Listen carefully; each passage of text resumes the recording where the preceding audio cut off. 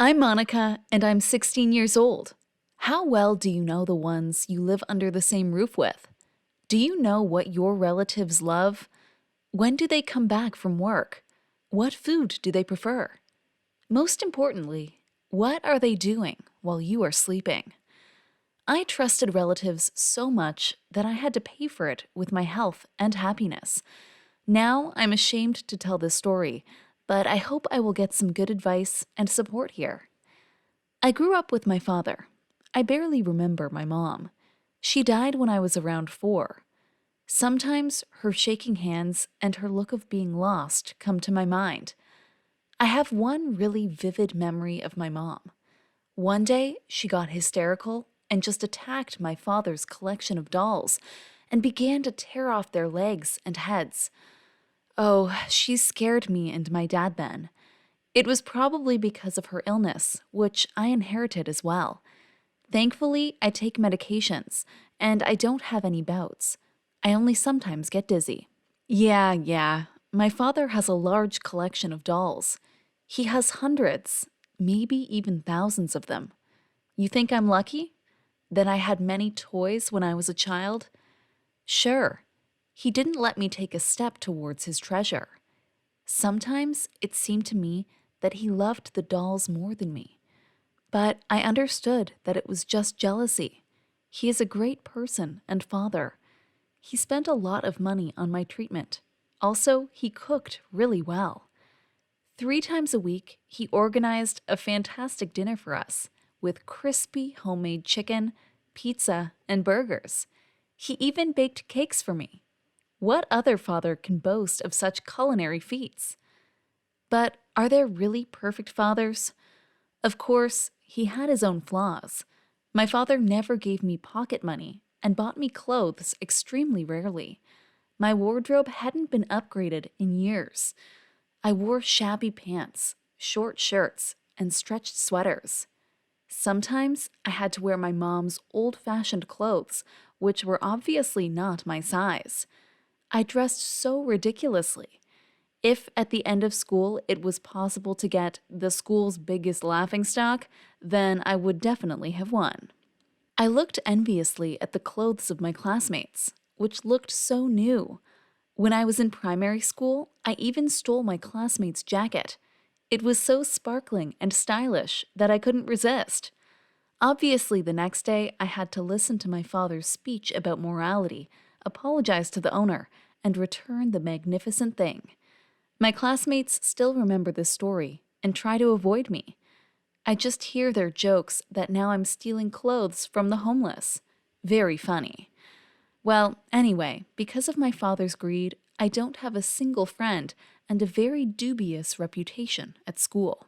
Sometimes I felt offended by my dad. How could he spend so much money on his dolls, but not buy his only daughter some beautiful clothes? What was lacking in me? Is my hair too natural? Do I talk a lot? Oh man, I was so annoyed by these toys.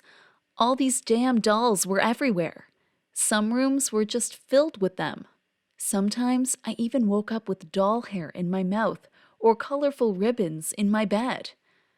How stupid I was then. If I only knew what my father was doing to me, I wouldn't envy the dolls. Sometimes we don't see the full picture of the world. Either we look at everything in pink glasses or vice versa. We gloss. The most important thing is to stop in time and take a sober look at things. That's what I didn't know how. But one thing I knew for sure, I could live a completely different life, not be such a strange hobby in my father's life. I tried not to think about them, tried not to cry when he bought some wig or dress at the auction. I was too shy to ask him for a new jacket or t-shirt. Also, I was constantly at home.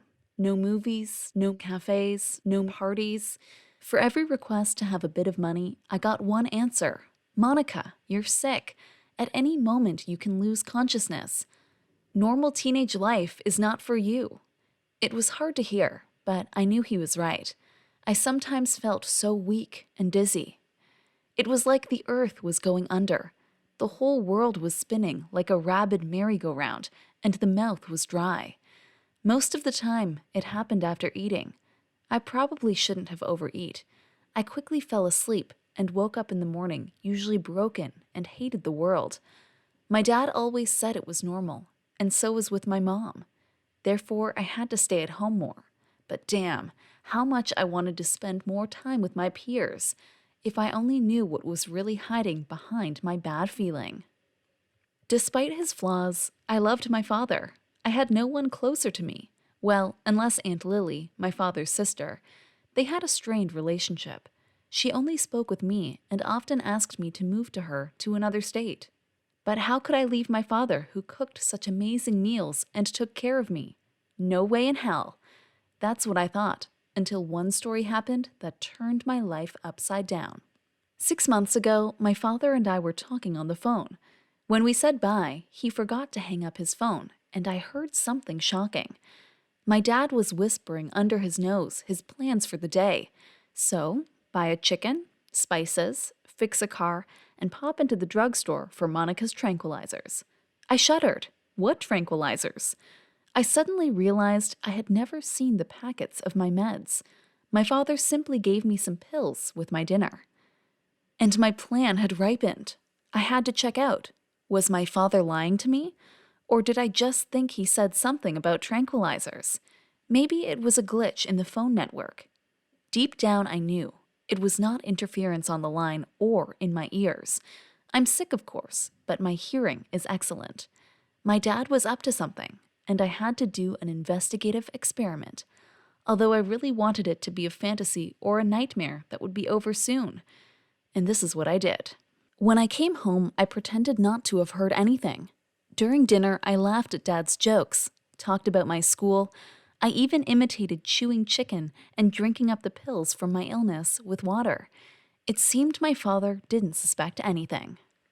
After our dinner, I went to my room and pretended to be asleep. Half an hour later, my father came into my room. I felt his fingers on my body. He started to powder my cheeks, put lipstick on my lips, and dye my eyes. I was laying in my nightgown and shaking with terror. He suddenly lifted my head and threw some fabric over it. I wanted to scream and cry, but I barely held myself. I expected the worst, but felt him putting a dress on me? My body was itchy from the chiffon, but with a lot of willpower, I continued pretending to be asleep. I decided to keep watching, but rather to experience the performance until the end. My dad started putting ribbons in my hair, saying some stupid dialogue about the weather and doll life. Then he put hot tea to my lips and spread cream cake over my face. He whispered into my ear so softly, like never before, "Why are you so messy? I'll wipe it off with a napkin." Jesus, what an absurdity. Was it a dream? Our tea party lasted around 2 hours. At the end, he washed me, took off the dress, and left the room. I couldn't shut my eyes until the morning and was totally horrified. The man with whom I lived in the same house and called my father is crazy. I wasn't a daughter to him, but a human-like doll in his collection, which he stuffed with tranquilizers. So that's where my headaches came from. Obviously not from epilepsy. What if I'm not sick at all? I couldn't remain in this doll theater any longer, where it seems I was playing the main role. That morning, my father went to work, and I called my aunt and said I want to come to her. She sent me money, and I got on a bus. The whole way, I thought of what I would tell her. Would she believe me, or just call the paramedics that will take me to a madhouse? "Hi, is this the psychiatric hospital? We have a patient here who claims she turns into a doll at night." Luckily, when we met, she surprised me with the question, "He did it with you too, Monica?" I nodded, and she hugged me. That evening, we had an honest conversation. Lily told me that they were really poor in their childhood. Their parents barely managed to afford food and couldn't buy them toys. All my father had were their grandmother's old dolls. He constantly played with them and got really attached to them. When the family got the opportunity to buy him cars and planes, he didn't even touch them. At the age of 14, he continued having tea parties with his plastic friends, and it was really scary for their parents. Lily claims she also found ribbons in her bed. Probably he bullied my poor mother too. Back then, they all understood that he had some problems, but no one could do anything about it. Dolls were forcibly taken, hidden, thrown away, burned, but he found new ones and played with them until nobody saw. He's been doing this for 48 years. I'm living with my aunt now. I can't forgive my father, but I miss him very much.